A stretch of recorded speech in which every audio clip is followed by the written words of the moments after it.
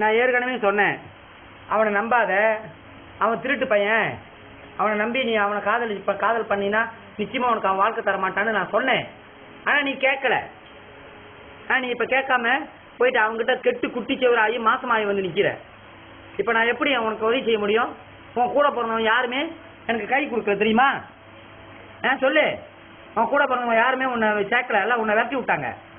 சரி, போலீஸில் ரிப்போர்ட் பண்ணி அவனை யார் என்ன ஏதுன்னு பிடிச்சி உனக்கு கல்யாணம் பண்ணி வச்சிடலான்னு பார்த்தாலும் அவன் இந்தோனேஷியாக்காரன், பாஸ்போர்ட் இல்லாமல் திருட்டுக்கிழமை வந்து மலேசியாவில் நுழைஞ்சிருக்கான்.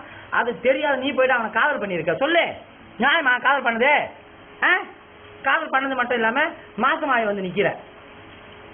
சரி, உனக்கு நல்ல ஒரு இடத்துல மாப்பிள்ளை பார்த்துருந்தேன், கல்யாணம் பண்ணி சீரு சிற்பமாக உன்னை அனுப்பலான்னு பார்த்தா இந்த மாதிரி கெட்டு குட்டிச்சவரை வந்து நின்னீங்கன்னா எப்படி? நான் இப்போ என்ன பேச முடியும் அவங்ககிட்ட?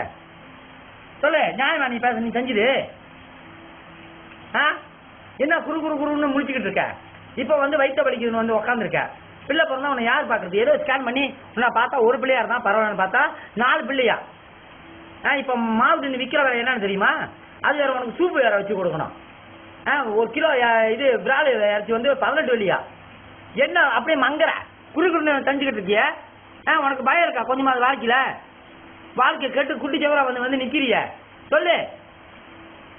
அப்படி கோபமா அந்த சைடு தலை திருப்பிக்கிட்டா நான் என்ன தீர்த்தேன்?